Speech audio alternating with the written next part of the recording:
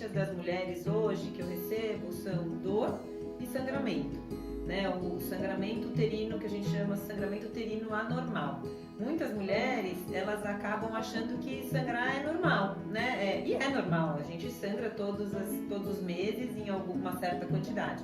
Mas muitas vezes, até por ser difícil mesmo de mensurar, né, a quantidade, quanto é normal sangrar. Mas a gente tem que entender que assim, se a gente muda o padrão, então eu tenho um sangramento todo mês e comecei a sangrar a mais do que eu já sangrava, do meu próprio padrão, ou passei a sangrar a menos, e se isso atrapalha a minha vida de alguma forma, então se está vazando, se está saindo muitos coágulos, muitos pedaços de sangue, por exemplo, né? Se eu tenho que trocar com muita frequência, se eu fico com vergonha de sair de casa, tenho preocupação se vai ter um banheiro para eu me trocar, se eu tenho vergonha ou medo de usar uma calça clara porque eu acho que vai manchar, porque vai vazar, isso não está normal. Então, muitas das doenças podem causar sangramento uterino anormal para uma quantidade maior. Uma outra queixa é a dor, né? Então, não é normal ter dor, nenhuma dor é normal, né? Dor é um sinal de que alguma coisa no nosso corpo não está funcionando bem.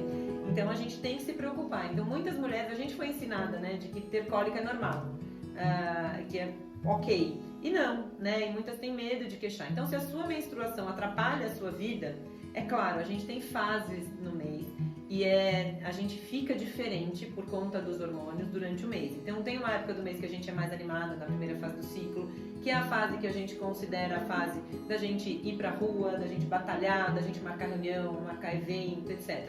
A segunda fase do mês não é pra ficar passando mal, nem nada disso. Mas ela é uma fase mais introspectiva, que a gente precisa se recolher um pouquinho mais, talvez. Então, mais do que marcar uma reunião, talvez seja o momento de escrever um texto, de fazer alguma coisa mais introspectiva. Mas não é para ter dor. Então, se eu estou tendo uma dor que me impede de trabalhar, que me impede de estudar, que me impede de ir para uma festa, isso não é normal e tem tratamento. E é o principal sintoma de algumas das doenças benignas que as mulheres têm, principalmente na fase reprodutiva da vida delas. Então tem que ser alerta, né? Hoje a gente demora muito tempo para diagnosticar, porque muitas mulheres acham que é normal, a mãe fala que é normal, a amiga fala que é normal, aí sai tomando anticoncepcional só para evitar. E não deve ser assim, né? A gente tem que diagnosticar e cuidar dessas mulheres. Então acho que os principais sintomas que hoje eu sou procurada, e são os principais sintomas de procurar o pronto-socorro ginecológico, procura de consultórios médicos, são dor e sangramento alterado.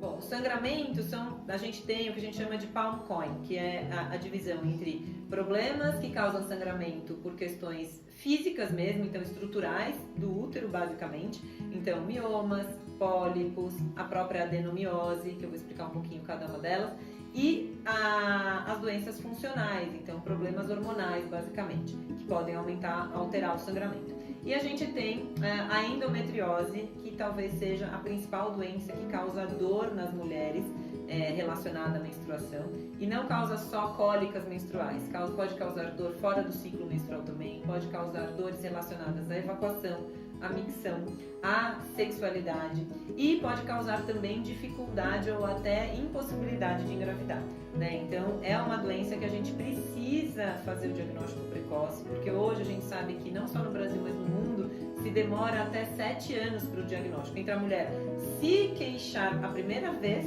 que tinha cólicas para algum profissional de saúde e ela realmente ser diagnosticada e começar a ser tratada, né? 7 anos, muita coisa acontece, a doença avança e às vezes a gente já não tem mais condições de dar o melhor tratamento como a gente poderia ter dado quando ela começou as queixas.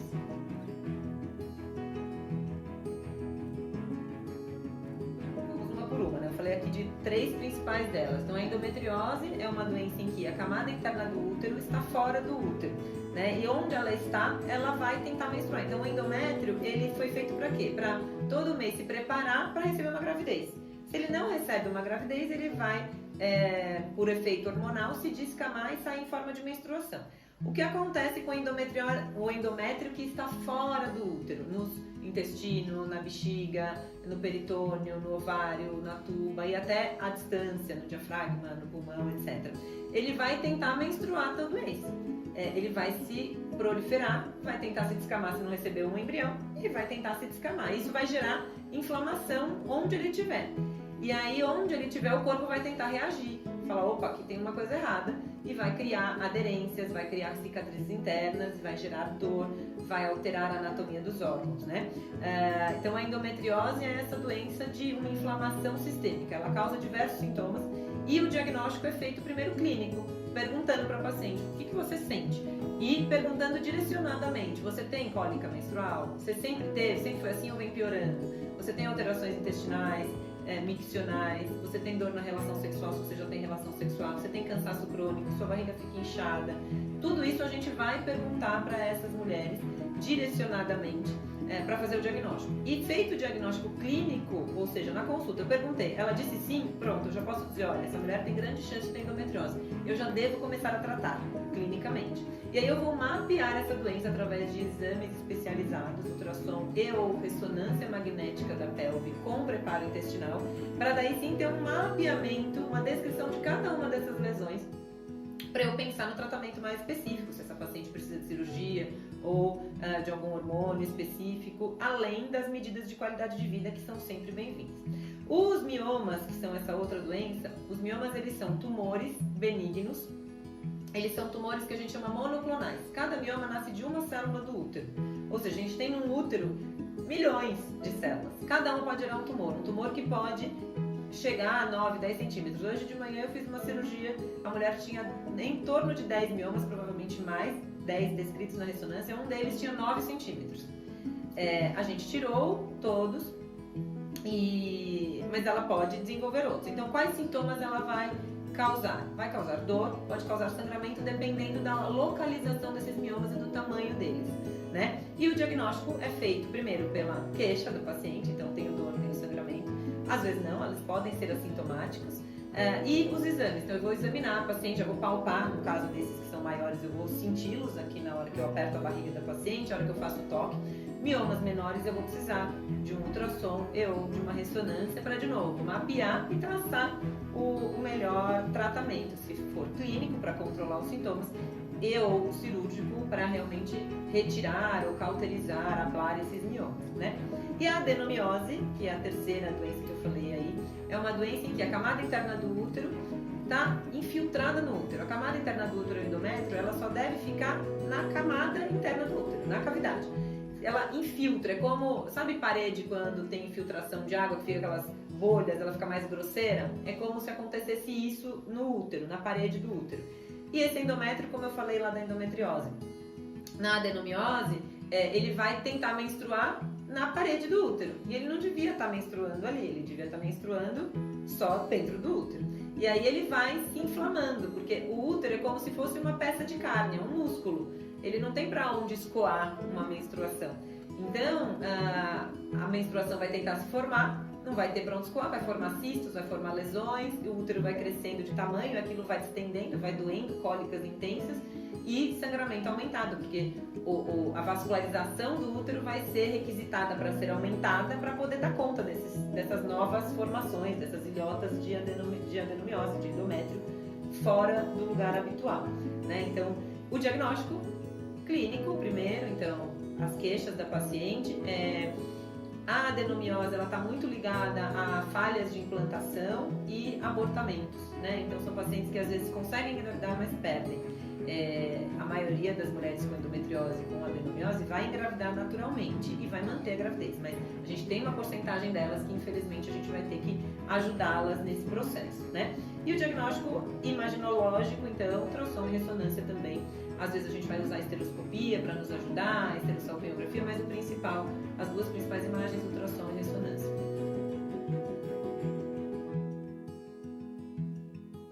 E aumentou, existem duas questões. Uma é a melhora no diagnóstico, a gente olhar para essas mulheres e perguntar, né? Antigamente ninguém ligava para a mulher se ela estava sentindo dor, se ela não estava sentindo dor, então não se estudava sobre isso. Simplesmente se a mulher tinha sangramento depois dos 35, 40 anos, arrancavam o útero dela, porque provavelmente ela já tinha meia dúzia ou mais filhos e ok.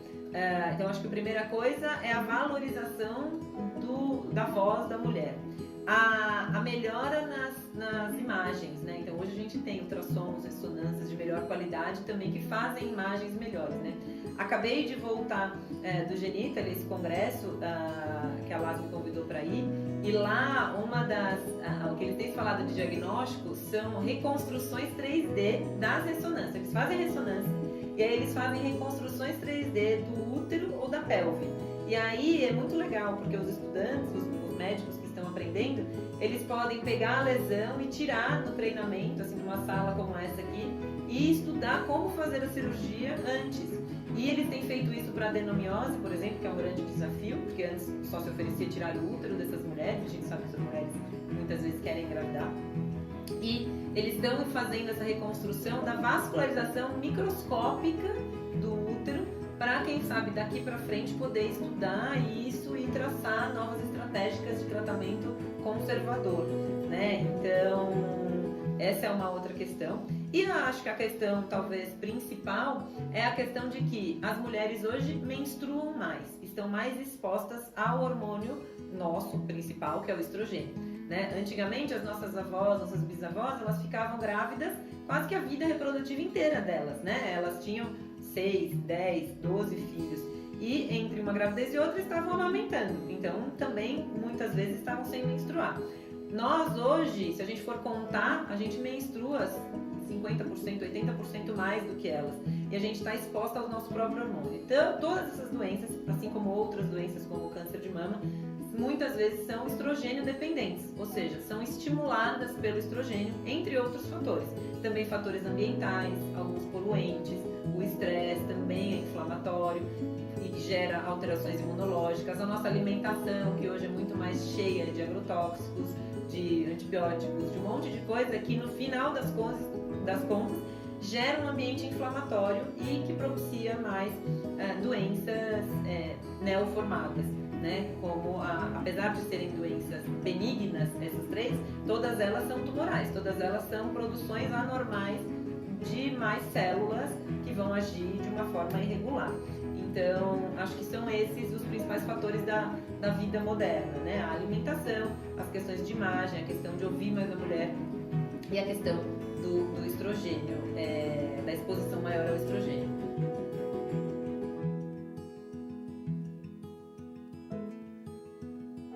Hoje a gente tem, na verdade, o que a gente chama de medicina baseada em evidências, né? A gente faz os tratamentos baseados em protocolos internacionais e por isso é tão importante a gente estar sempre se atualizando, estar presente, né, nos congressos, etc. E para essas doenças, sempre, primeiro, tratamento clínico.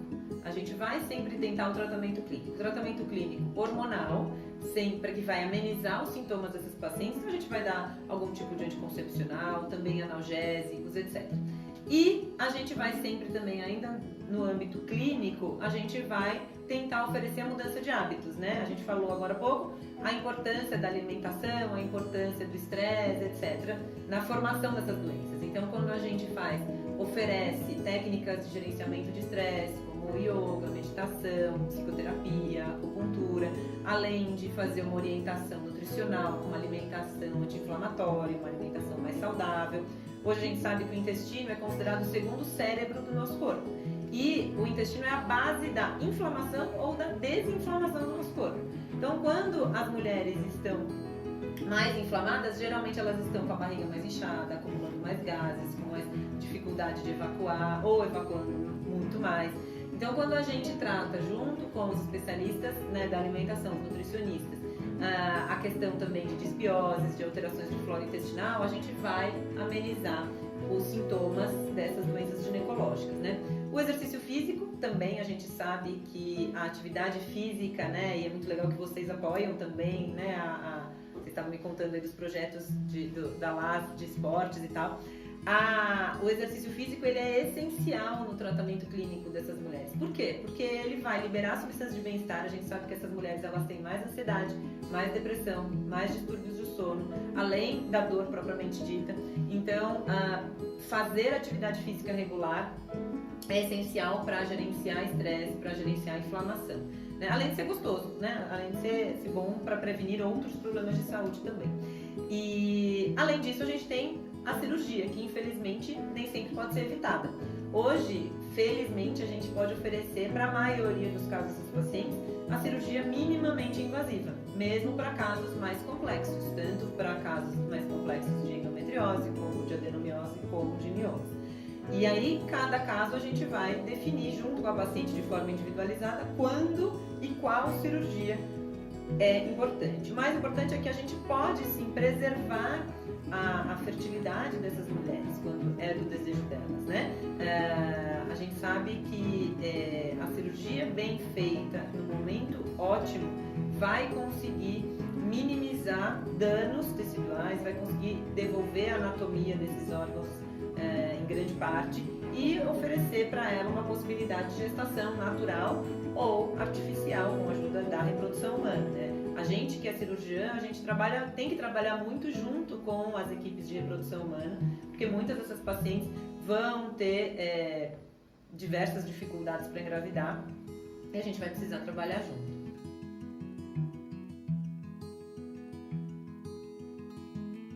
Antiaderentes, né, eles têm um papel hoje, eu acho muito importante. Por quê? Porque hoje a gente tem um desafio enorme que são as aderências, né? É um desafio para todo cirurgião. Quanto mais complexa a cirurgia, a gente sabe que a gente vai formar aderência, né? O que é a aderência? São cicatrizes internas como defesa do organismo. Quando a endometriose por si só, uma parte da doença já é formar aderências. E quando eu mexo num tecido, como um tecido humano não é diferente, a grosso modo, obviamente, que um tecido de roupa. Se eu corto uma vez e eu corto de novo e eu tento costurar de novo no mesmo lugar, aquilo vai ficando de uma forma não ótima, não é uma coisa natural mais. Então, como que eu faço para tentar evitar que esses tecidos se grudem de forma errada ou se grudem da forma mais natural possível, né? Existem várias estratégias, a principal delas é você fazer uma cirurgia rápida, uma cirurgia com boa técnica, uma cirurgia com boa coagulação durante a cirurgia, e a gente pode sim usar, já há comprovação científica para a gente usar membranas antiaderentes, né? Uma delas é o Oxiplex. O Oxiplex, ele é uma membrana, o AP, para usar em cirurgias abdominais, então a gente para cirurgias de endometriose, para as miomectomias, é um aliado.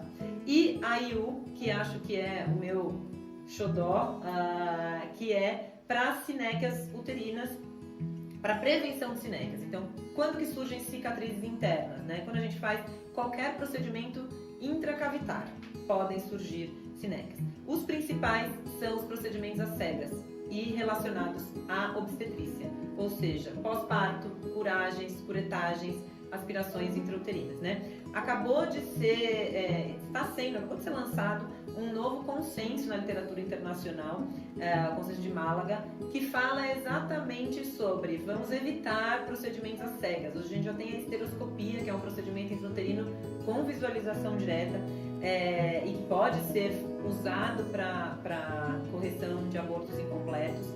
E hoje, infelizmente, por diversas razões, a curetagem uterina e a aspiração intrauterina ainda é muito utilizada e é uma das principais causas de sinéquias uterinas e a síndrome de Ashman, que é quando isso gera sintomas.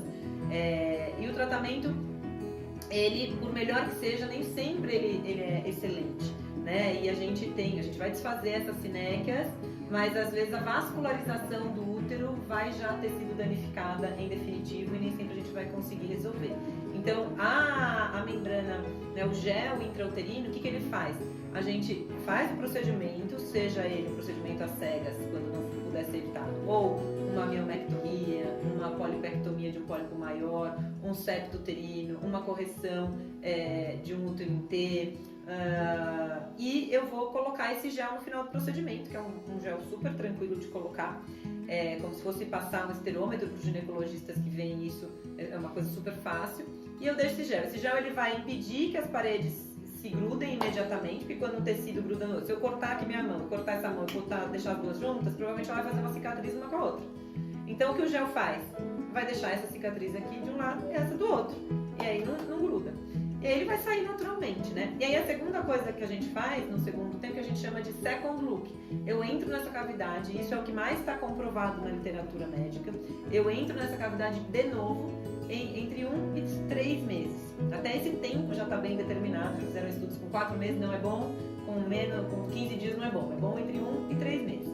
eu entro de novo para olhar e já desfazer pequenas sinecas que já estejam sendo formadas, né? Então, a associação disso pode nos ajudar muito a evitar sinecas e garantir uma cavidade funcional, né, para que essa mulher possa engravidar no futuro natural ou artificialmente.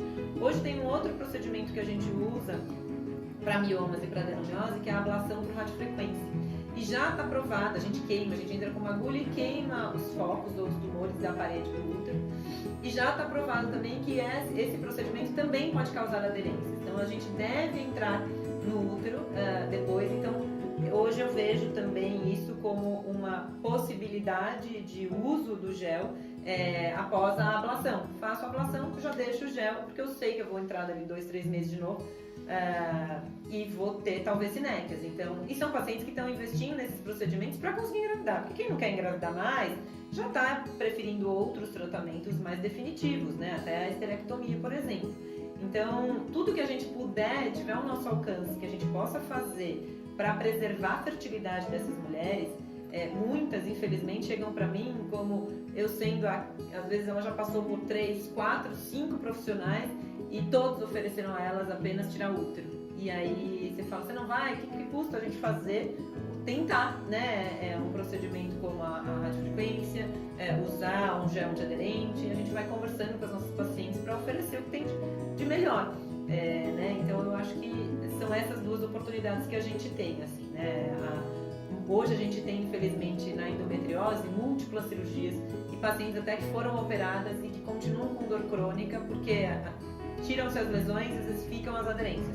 Então, se tiver algo que a gente possa fazer para tentar minimizar as cicatrizes internas que a própria cirurgia de alguma forma vai deixar, por que não, né? Por que não vai usar, né? Assim, é claro que a gente sabe que tem diversas questões envolvidas nisso, mas o que a gente puder oferecer, o que tem de melhor é o que a gente tenta fazer.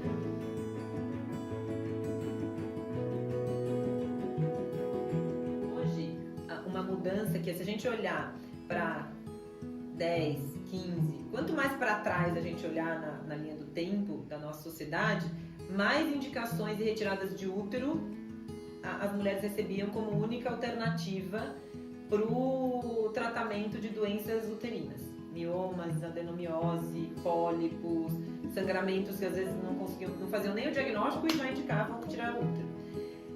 Hoje as mulheres estão deixando para engravidar mais tardiamente, por N razões da sociedade.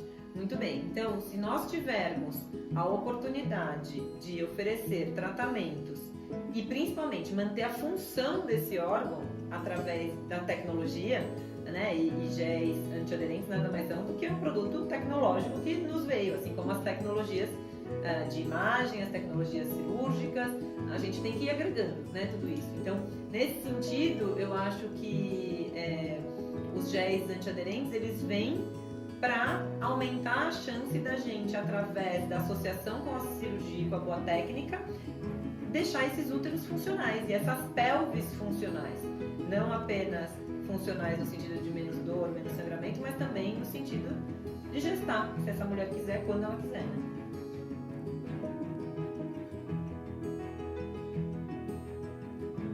Além de ser ginecologista, né, e especialista em endoscopia ginecológica, cirurgia de alta complexidade, que trabalha principalmente com mioma, adenomiose e endometriose, eu sou também professora de yoga, né?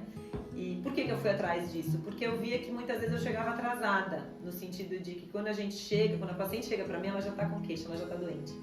E acho que eu também sou portadora de endometriose, eu tinha miomas, eu mesma acho que cheguei atrasada no meu diagnóstico e eu tirei o útero, enfim. E eu queria fazer um pouco diferente, de conseguir chegar antes nas mulheres, né? De conseguir oferecer a prevenção. E uma das coisas que eu fiz foi começar a ensinar as mudanças de hábito, né? A questão da alimentação, estimular o esporte, etc. Que é uma coisa que eu também faço, eu corro, eu gosto. E o yoga já fazia parte da minha vida e eu falei, puxa, acho que é uma ferramenta também que pode ajudar. Então eu já dava uma pincelada de yoga para os meus pacientes, pela minha experiência pessoal. Eu falei, não, preciso fazer uma formação, né? Então fiz a formação, me tornei professora e hoje já tem alguns estudos de yoga para endometriose. Eu agora estou começando um estudo científico aqui em São Paulo com um grande grupo, talvez o maior grupo de estudos de ginecologia, enfim, do Brasil. E a gente está começando um estudo de endometriose, de yoga para endometriose, para trazer isso para a ciência, né? Porque já tem, mas tem poucos estudos, mas a gente já sabe que há benefício, né? Que há benefício do bem-estar, de melhora da dor, de melhora da autoestima, porque muitas dessas mulheres elas perdem a autoestima ao longo do processo, né? De dor, de serem taxadas como malucas, de perderem emprego, de perderem relacionamentos, de serem largadas, enfim, tem muita desgraça que acontece na jornada dessas pacientes. E o yoga ele pode nos ajudar a trazer esse autoconhecimento, a trazer essa autoconfiança, essa autoestima de novo, além de melhorar a dor. Espero que na sequência de estudos que eu pretendo, né, fazer junto com esse grupo, que a gente possa trazer mais coisas também sobre o impacto do yoga na imunologia, etc. Que a gente já tem alguns relatos na literatura de meditação para mudança até de quantidade de anticorpo que é formada, etc. Quem sabe onde a gente chega eu posso falar isso para vocês em relação à endometriose. Hoje o que a gente tem é que o yoga pode melhorar os sintomas, pode melhorar a qualidade de vida, né? Então hoje no dia a dia eu dou yoga para as minhas pacientes, todas as minhas pacientes cirúrgicas recebem uma meditação que eu gravo para elas no pré-operatório, algumas recebem prescrição mesmo de respiratório, etc. E a gente vai fazer um evento agora em junho de yoga para endometriose, dia 24 de junho, vai estar nas minhas redes, enfim, então vocês nos ajudem nessa divulgação, que vai ser junto com uma nutricionista, que é nutricionista e acupunturista. E a gente vai ter prática de yoga, prática de meditação, alimentação anti-inflamatória, etc. Porque eu acho que é isso, é a junção. Uma coisa não exclui a outra. Muitas pacientes vão precisar de cirurgia, muitas pacientes vão precisar de remédio, mas todas as pacientes se beneficiam de mudança de hábito e de hábitos mais saudáveis. A Mas agradece muito, né, toda essa conversa. E a gente vai estar assim nesse evento com um laço social. Espero que seja muito enriquecedor para as suas pacientes. Obrigada pelo convite. Obrigada, doutora.